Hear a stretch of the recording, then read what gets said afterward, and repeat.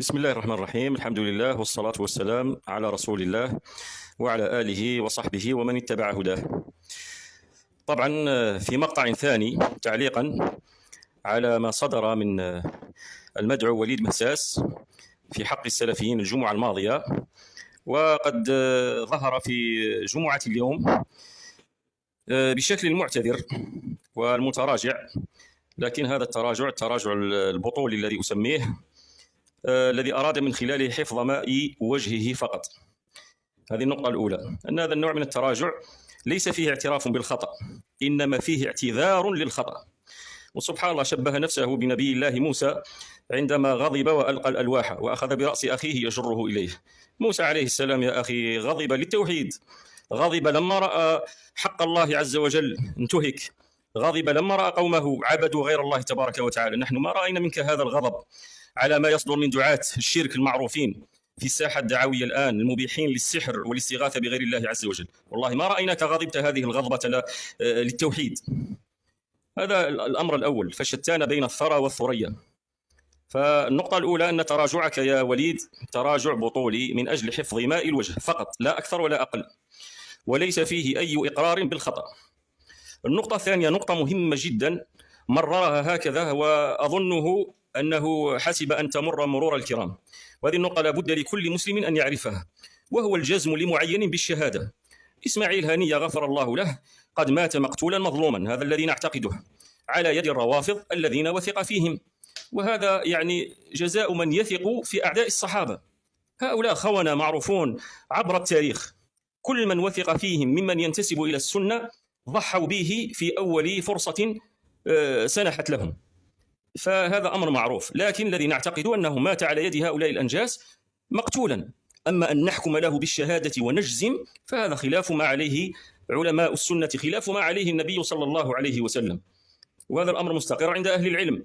جاء في صحيح البخاري من حديث أم العلاء رضي الله عنها الأنصارية، وكان قد طار لهم عثمان بن مظعون في سهمهم لما هاجر المهاجرون، فمات عثمان بن مظعون رضي الله عنه أول من مات ودفن بالبقيع. حزنت عليه أم العلاء رضي الله عنها وقالت: رحمة الله عليك أبا السائب، فشهادتي عليك لقد أكرمك الله.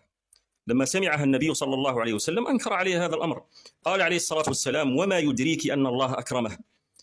ثم قال: أما عثمان يعني ابن مظعون رضي الله عنه فقد جاءه والله اليقين، يعني الموت، وإني لأرجو له الخير، والله ما أدري وأنا رسول الله ما يفعل بي. هذه هي عقيدة أهل السنة، من مات من أهل القبلة إن كان من المحسنين رجونا له، وإن كان من المسيئين خفنا عليه، ولا نحكم له بجنة ولا نار، ولا نشهد لأحد بذلك إلا لمن شهد له النبي صلى الله عليه وسلم. ثم تسمية كل مات بالشهيد بهذا التوسع هذا خلاف ما عليه الأدلة الشرعية. الشهيد الذي هو شهيد ولا نجزم له بالشهادة من مات في أرض المعركة. أما الشهيد الحكمي هذا يرجى له أجر الشهادة ولا يحكم له به، هذا إن كان مات كما ذكر النبي صلى الله عليه وسلم في الحديث: ما تعدون الشهيد فيكم. ثم قال: يعني المبطون والمطعون والحبلى تموت أثناء الوضع، كما جاء في الحديث النبوي. إذن حكمك وجزمك لإسماعيل هنية غفر الله له بالشهادة هذا فيه تأل على الله تبارك وتعالى. نحن نرجو الله عز وجل أن يغفر له، ونرجو الله تبارك وتعالى أن يكرمه هو وسائر أموات المسلمين، لكن لا نحكم لأحد بالشهادة ونشهد له بذلك إلا لمن شهد له النبي صلى الله عليه وسلم أو شهد له الله تبارك وتعالى. فهذه النقطة مهمة لابد التنبه إليها. النقطة الثالثة التي أردت الحديث عنها أن كلام وليد مساس ليس تراجعا عن الخطأ، بل هو محاولة منه لتصغير خطئه والتهوين منه، حيث أخذ يعتذر لنفسه ولا يعتذر من غيره، وشتان بين الأمرين، أن تعتذر لنفسك تقيم لنفسك الأعذار على خطئك. يا وليد أنت سببت هؤلاء الناس الذين تسميهم ب0.001 سببتهم بل وقذفتهم. هذه كبيرة من الكبائر أن تقول لشخص يا ديوث وأنت تعرف ما معنى الديوث في الشرع، وهذه من صيغ القذف، قذف الأعراض الذي يستحق صاحبه يستحق العقوبة الشرعية والحد الشرعي. فاتق الله في نفسك وتراجع تراجعا صريحا تذكر فيه خطأك وتتوب إلى الله منه.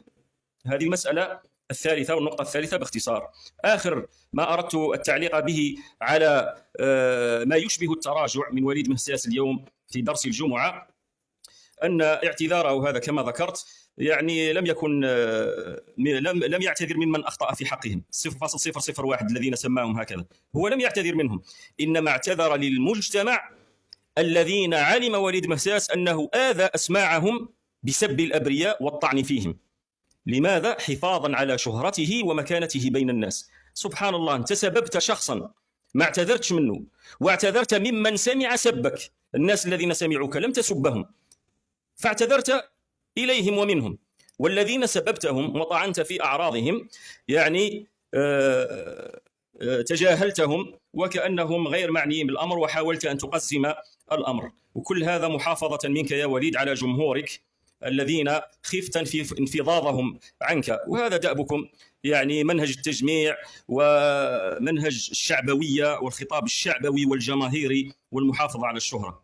إذن لم يكن منك هذا الفعل تراجعا، وإنما كان حفظا لماء الوجه بين جمهورك والمستمعين إليك وعامة الناس فقط، حتى لا تخسر مكانتك وشهرتك بين الناس. وطبعا الفضل في هذا بعد الله تبارك وتعالى فيما في الضغط عليك هو أنك رأيت أن الذين دافعوا على من ظلمتهم وسببتهم بغير وجه حق وبظلم وتعدي، شفت أن المجتمع كله رفض كلامك واستهجنه، وطلعوا لك حتى من إخواننا العوام، بعضهم قال لك أنا مانيش متدين ولا تتكلم بلساني، لا أنت ولا حمزة الدرويش ولا ذلك عبد السميع التكفيري ذنب من أذناب علي بالحاج. اجتمعتوا على هذا المنهج الذي فيه طعن في أهل السنة، ولم نسمعكم تنبسون ببنت شفا تطعنون وتغضبون كما زعمت أن غضبتك هذه لله. ما رأيناك تغضب هذه الغضبة ردا على دعاة الشرك الذين انتشرت مقاطعهم، وهم من أهل بلدنا انتشرت مقاطعهم في مواقع التواصل، لأنك تعرف بلي هذم 0.001% ما يحبسوكش من المنصب تاعك وما يوقفوكش على الإمامة، وليس لهم يد طولة داخل الإدارة الوصية فيؤثرون على مكانتك ومنصبك وراتبك. لكن هذوك أنت تعلم أن لهم اليد الطولة ولهم الجاه ولهم الكلمة المسموعة، فأنت تخشى أن تتكلم فيهم على حساب دينك وعقيدتك. كل يوم يظهر علينا بمقاطع فيها التعدي، فيها الظلم الكبير اللي هو الشرك بالله تبارك وتعالى.